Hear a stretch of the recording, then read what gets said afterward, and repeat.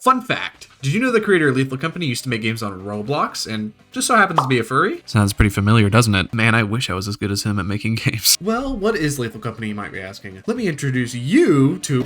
Okay, look, I really don't need to explain this game to you. It has over 100,000 positive reviews on Steam, and literally everyone everywhere is playing or talking about it. If you really haven't seen this game before, the main premise is this. You work for a nameless company, go into RNG dungeons, and sell loot for the company quota.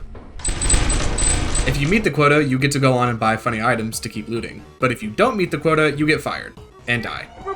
Just remember, I'll remember. Oh my god!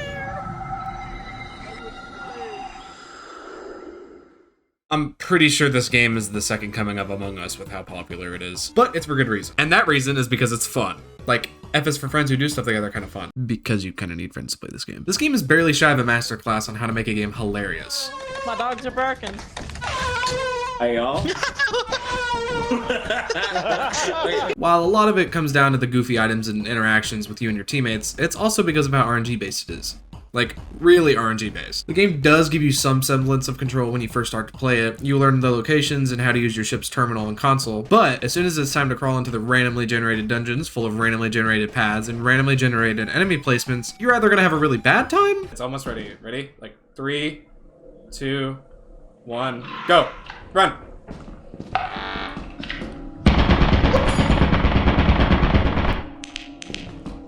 That was a mistake. I'm sorry, guys. Or a really good time. Yeah, don't grab it, don't grab it, don't grab it. There's one. You can hear it. What, so are they hearing or sight? Their sight. You can't hear. And they get continuously faster if they don't go around corners.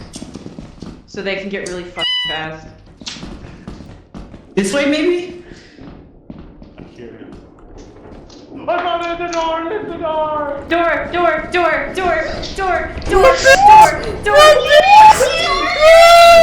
When I started this game, I sucked at it, but I think that's kind of the entire point. The fun in this game comes from the learning and the difficulty curve, as it throws a myriad of different monsters at you. So far, the most terrifying one for me is between the Ghost Girl and the Jester, seeing as there isn't much counterplay to them. Hearing that wind up when you're in the lost maze of rooms is the worst feeling of hopelessness. Like I said though, everyone knows about this game. It's super popular, super fun, and looks like it's gonna keep getting updated. But what I'm wondering is, who updates it? The creator of Lethal Company is named Zeekerss with 2 S's at the end, so I'm not really sure how to pronounce it. He's been a developer for a while now and started his development journey in Roblox somewhere around 2014, so it looks like he was like 12?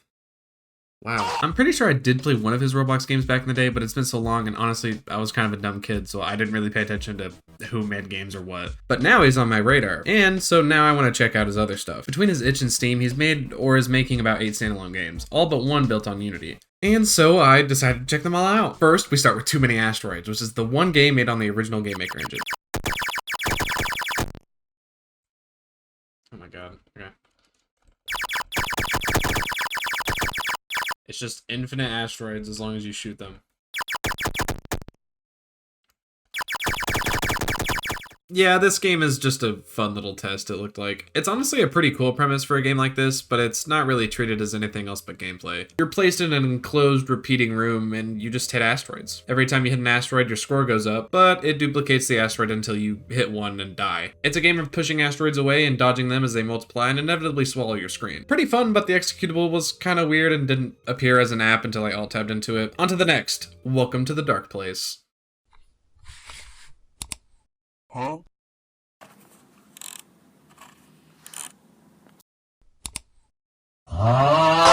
Or not. I'm honestly not sure where this game went. I think it was a project he published but was never finished or something. It even has a Steam page, but it's kind of just sitting there. I don't know. Hopefully it goes back to it someday. This next game actually exists though. Drive Home. This game was funny. It's really short, but the entire premise is that you're driving home after your shift at working Corp & Co. and run into some bastard aliens trying to abduct and destroy you. You gotta shoot them in your American Ford built Ford Tough with your American pistol gun. This game was good. Really short, mildly difficult because I died a couple times.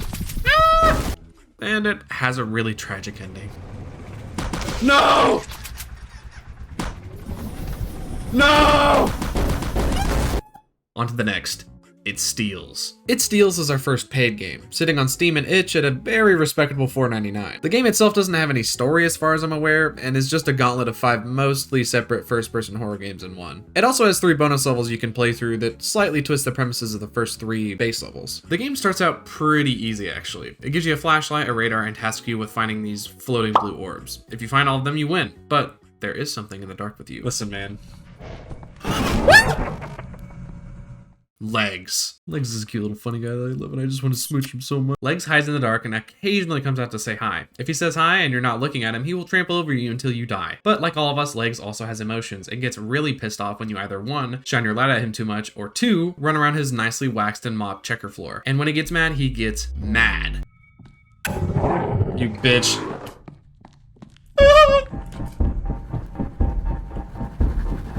He knows. The next floor features Legs again. We love Legs, except now you don't have your flashlight, you have a camera. No more prolonged eye contact with a flashing object for Legs. Now you gotta kinda guess when he starts approaching you and then take a nice jolly picture of his beautiful little face. Unfortunately, like the last level, Legs' eyes are very sensitive, and on top of that, he's an introvert. So, like any introvert does, he gets violently angry after taking enough good pictures of him. He's even faster than before, so you can't outrun him this time. Keep flashing him to keep him from catching up. His name isn't Legs for nothing. Jesus fuck! No!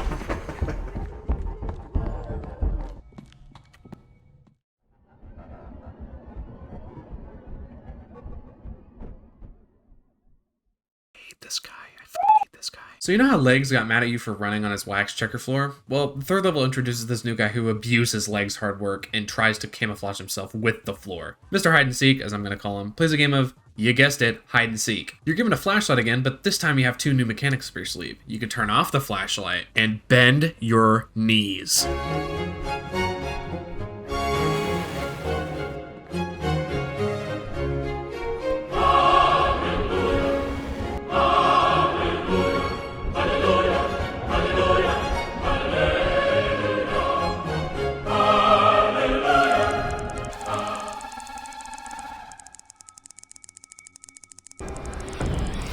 The game starts off by making you it, so you're tasked, in quotes, with finding Mr. Hide and Seek. As soon as you find him, and you probably will, he becomes it. Here I come. Here I come.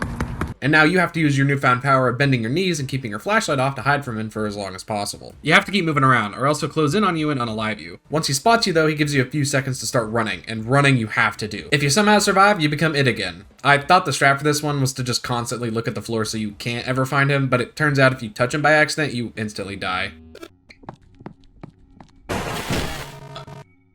Level 4 of It Steals is the most complicated and, in my opinion, most interesting of the 5 levels. You spawn in these safe room vaults and have to press a big red button to start your adventure out into the real world. Unfortunately, the real world is covered in these nasty fleshy vine things, straight from Dead Space. Legs put in all that hard work for nothing. On top of this, you're given a new gadget, a watch. This watch gives you 120 seconds of time to wander around until your flashlight starts to run out of battery. Then you have to run back into any vault that you can find for a specified amount of time and get some neat little messages while you wait. What could possibly be sending you messages though? It's not Legs and you can't crouch anymore, so it's not Mr. Hide and Seek.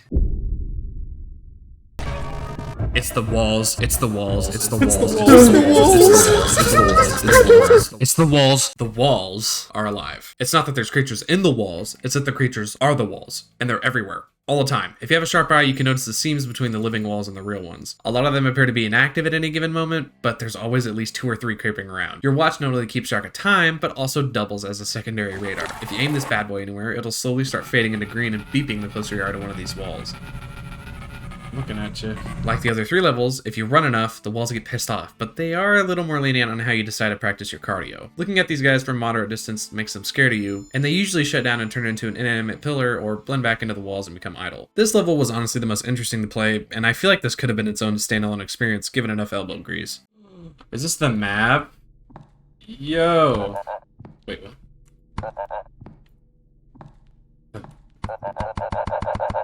Level 5 features a reckless guy who isn't very good at housekeeping. The Phantom. This big guy is an invisible ghost that can interact with the objects strewn about the level by pushing them when in proximity. Neither of you are able to see each other, how tragic, but you can hear each other. The game grants you another mechanic, holding your breath. When holding your breath, you're unable to be spotted, but your lungs are about as capable as a 2-year-old toddler, so you start blacking out in like 5 seconds. The longer you hold it, the louder your gasp for air is. What happens when the Phantom finds you though? Well, the game graciously grants you 2 devices. These devices give the Phantom a little bit of a shock.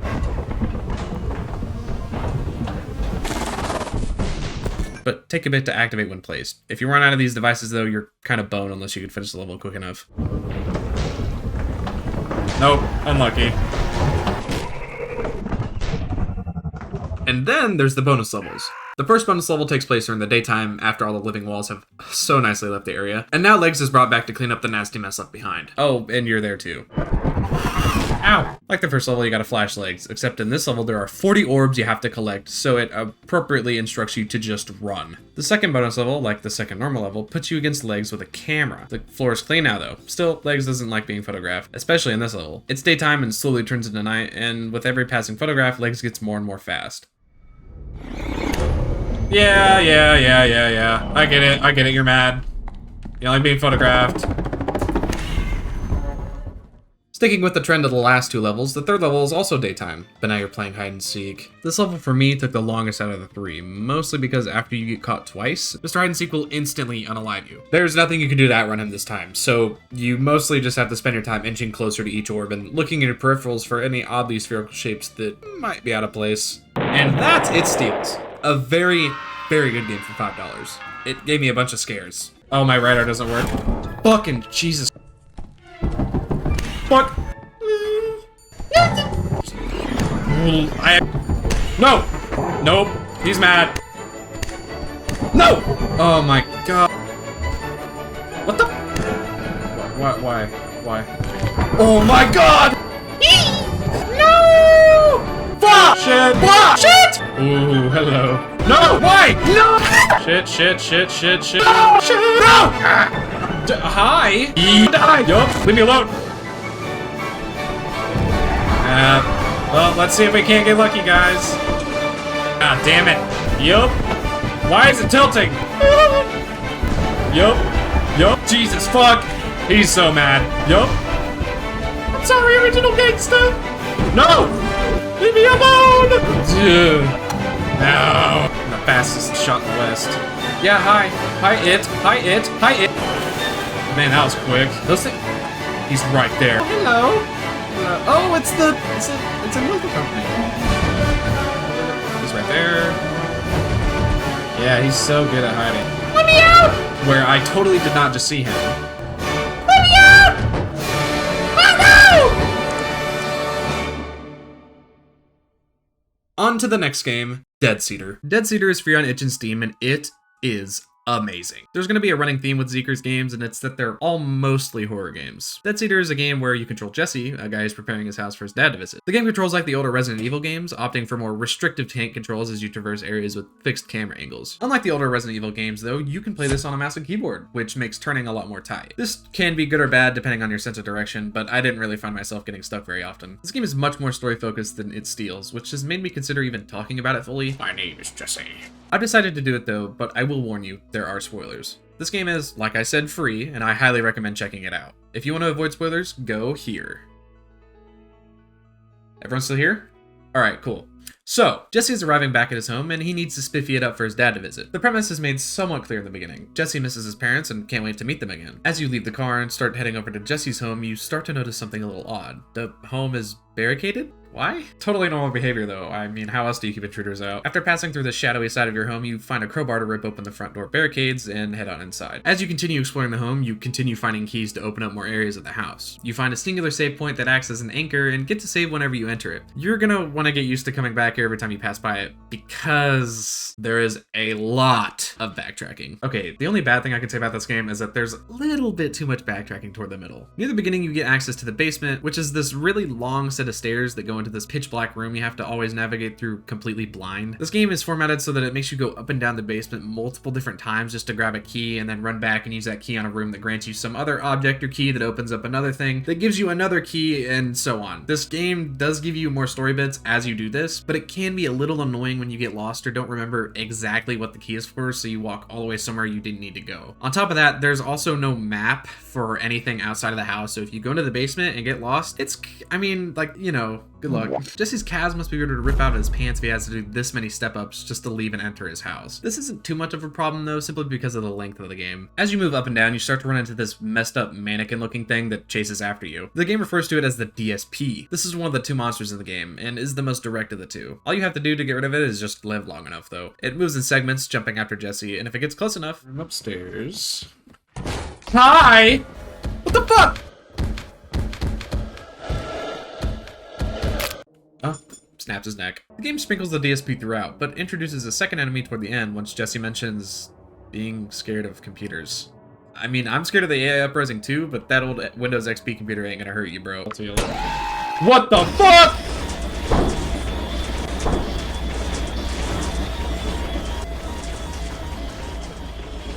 Or maybe it will. The game gives you this mining helmet with a light on it to help with seeing, but as soon as you get it, it starts throwing these weird alien computer things at you, referred to as MBs. And, ooh, coincidentally, they're just set off by light. So it becomes a dance between being able to see and not wanting to set these things off, because they will swarm you. Hello! Oh, and the helmet serves another purpose too. Despite my complaints of all the back and forth, all this backtracking eventually does pay off. If you pay attention to Jesse and how he speaks, it's kind of weird how he reminisces so much. He misses his parents and talks about his family quite a bit. What could have possibly happened between them? He's a grown man with his own house, and it's not like he says his parents have died. It's just that they started getting busy as soon as he started building the house. So...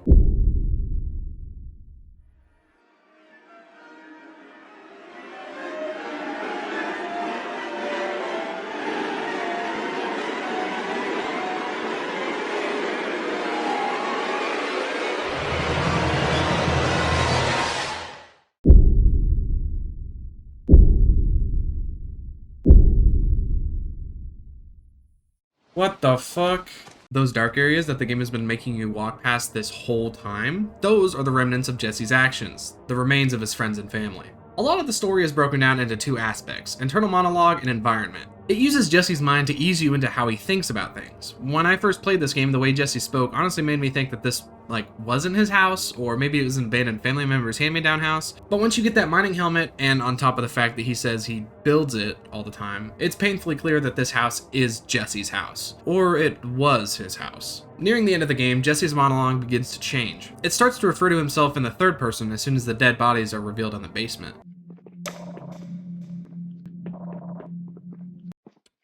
Jesse says that his family had either moved away or just disappeared as he began building the house, but as you continue making your way into the basement, you enter the room that Jesse had seemingly forgotten about this entire time.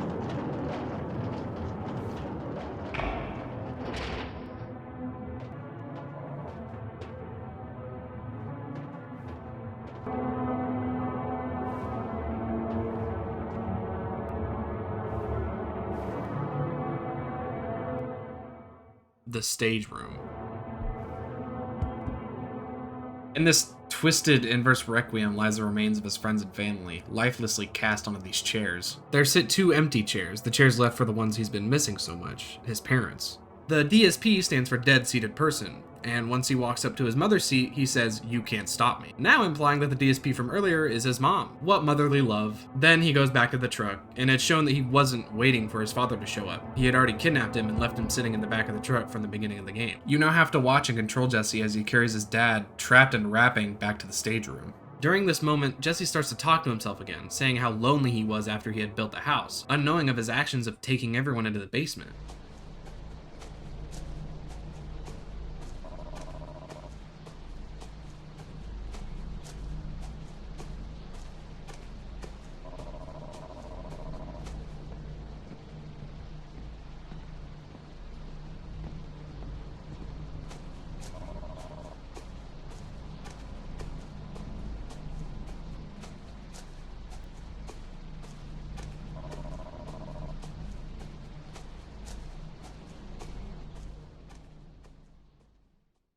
In the middle of this monologue, it changes into a self-dialogue. Another person is talking to Jesse in his head, talking about how he, while Jesse was asleep, built the basement. Earlier in the game, Jesse notes how he never realized how big the basement was either. There was something controlling Jesse, and as soon as Jesse realized this, he barricaded and left his home. But that other side of him, as a result, forced him into the creek. In one final way through, you walk through that long path that took so much back and forth just to make. To throw Jesse's father into the cast and burn him alive, finishing his audience of dead seats, and forcing everyone's souls who's been captured by Jesse into the MBs, or metal bodies. Unfortunately for Jesse, or whatever may be controlling him, those actions catch up to him.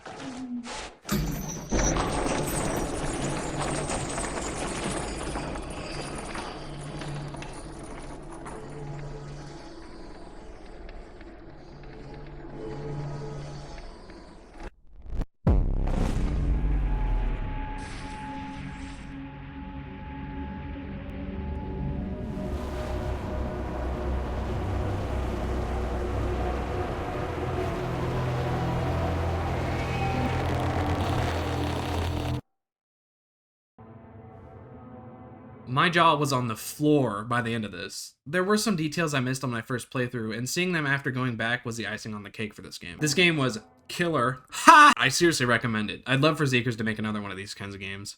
But now we have to move on to the next game. This game is one of the most anticipated ones for me, the Upturned. I didn't know a lot about this game outside of it being a 3D platformer of some kind, and oh boy was I not prepared for it. Whoa.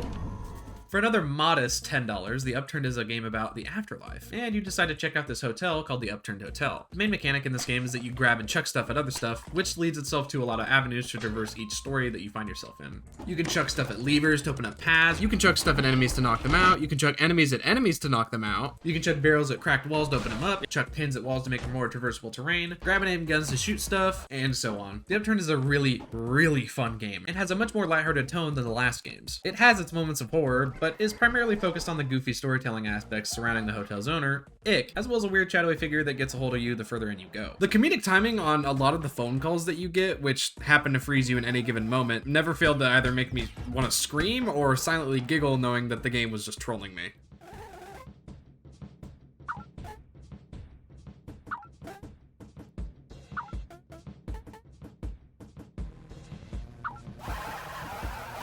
This game is leaking with personality, and I cannot get over having this funny little dog named Shrimp. Just look at him. Just look at him walk to you. I mean, he's so adorable. Look at him. Look at Ick is awesome, too. He's just a hotel manager who tries to keep spirits high when everything seems to be falling apart. He's the friendly face you always get to see. Also, his mouth is a cardiogram, which is it's just a really neat design detail. Now, this next part is a spoilery part where I just kind of explain the story because it's cool. I think it's cool. So go here if you want to play this game as well. The Upturned has a relatively simple story. You're just a dude who's died and is trying to find his reserved hotel room in the Upturned. The elevator is really busted and breaks super often, so you end up having to stop on a bunch of floors in order to grab a spare fuse and plug it back in to keep it running. You run into a bunch of funny characters on the way, like the Pajama Man, Lawrence's, the Water Slug, these crows, these hands, what the fuck? A storm picks up toward the beginning of the game, which throughout the rest of the game never lets up. Ick talks a lot about how destructive and loud it is, and you kind of just have to go off what's transmitted on the cell phone. Also, he makes you take a friendship survey. As you go up each floor, things slowly get more odd. There doesn't seem to be anybody other than Ick, Shrimp, and these monsters chasing you in the hotel. You eventually get closer to your room, and as obvious as it might have been, Ick tells you that the hotel is actually underground. It's Upturned. Whoa! Who could have guessed? In your quest to find more fuses, there's a specific level where you're actually unable to find a fuse and have to go into the maintenance tunnels to find one. There have been markings throughout the game up to this point, but what makes this maintenance tunnel interesting is that there's this drawing of a glowing cowboy on his horse. Earlier, Ick had mentioned seeing something glowing break into the lobby. These markings show that there have been people here before, but where are they? Has everyone been turned into monsters? Or smashed into cosmic dust? Or both? Ick has also been wanting to learn how you died in the living world and begins to read through the complete historic database to do so. He eventually catches up to the modern day. We've got teleportation, water breathing, plenty of helicopters, and it all seems really well for humanity. Until it doesn't. He basically lays out to you that the Earth was threatened with a planet-destroying asteroid, but humanity had built an asteroid-busting nuke to counter it, but then some space rebel landed on some nuclear reactor after a solar flare hit, then a gamma burst hit the planet and detonated the nuke, which allowed for 2 meteors to crash into Earth and pretty much end the world. But your character had managed to live through all that. Somehow. Well, until he spontaneously combusted on his own. Yep, your character survived cosmic destruction and extinction just to bite it because you got randomly set on fire. But before it can give you his last nugget of info, the line cuts off. How convenient. You enter your cozy hotel room and get a call from that dark figure from earlier. He reveals himself as Sobergrich, the hotel's true owner. He says that Ick was just a representative that sold the hotel to him, and he's prepped your room as a trap. Thanks to the storm, though, you can survive this trap. And guess what? Shrimp comes to the rescue! But now you're left with nothing but to leave, listening as Sob refuses to accept the true nature of the storm outside as you ride the elevator all the way back up. Lipping back outside, Ick calls you one last time, revealing that you had won the friendship survey. But eventually, Ick does step away from his phone, leaving you to face that storm of extinction. Accepting your fate, you face the storm head on, and meet face to face with the shining cowboy, foretold in those writings to appear at the end of this afterlife and your arrival into the next one.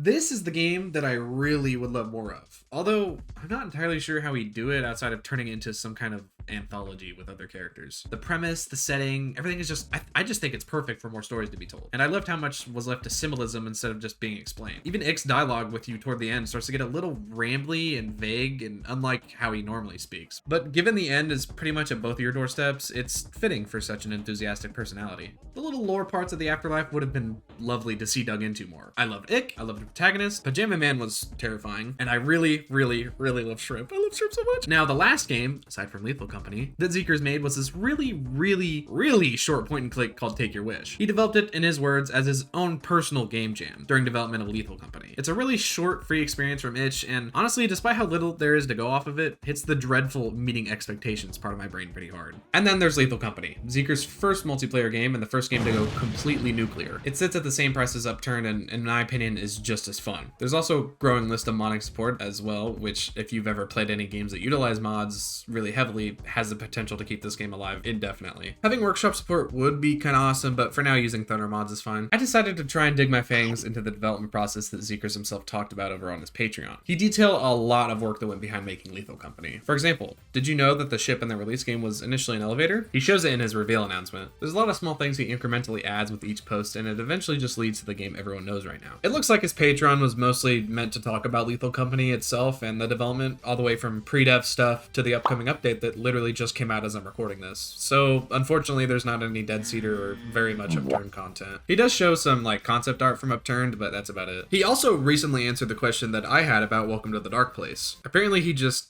didn't really want to work on it anymore. I mean, it's a little more complicated than that, but I don't really know if I want to speak for him on the topic. He seemed to have some personal struggles while working on it and had to distance himself from the project as a result. But he said recently that he's growing more willing to jump back into it. I think that his struggles with the development of these games really put into perspective what a lot of game developers, especially solo ones, have to go through. There's this cool little picture he left on one of his posts called The Emotional Journey of Creating Anything Great, and I really think it hits a nail on the head, or nail on the wood, however that saying goes. Without very much support, it can be super hard to push yourself alone. He went through a lot of work on all of his games, and going from simple Roblox games at the age of 12 to a monumental success like Lethal Company is a testament to where the right mindset can take anyone. There's always going to be struggles ahead, and you might find yourself in this dark swamp of despair. But never forget the valley of progress, however small it might look to you. And if you find anyone else in this dark swamp of despair, please help build a bridge for them to cross instead. This dark swamp sucks. It's so gross and cold. It's honestly incredible how much work went into Lethal Company, and I'm glad that he went through the effort of documenting most of it. It's definitely an eye-opener into the mindset of a solo dev like him. His efforts have more than paid off, I'm sure, and his success has added yet another source of inspiration for me to pursue the art of game development. Between all of his games, Drive Home left me with the skills to one-hand a truck through a forest, It Steals left me constantly screaming at the sheer beauty of legs, Dead Cedar left me with my jaw on the floor, The Upturn left me sad that the journey was over, and Too Many Asteroids left me with a hole in my taskbar. I would heavily recommend supporting Zeekerss on his Patreon. His work is amazing, and he does a really good job at detailing the progress he makes with each update. A lot of his reads are actually really interesting. And, of course, thank you for watching. Go make games!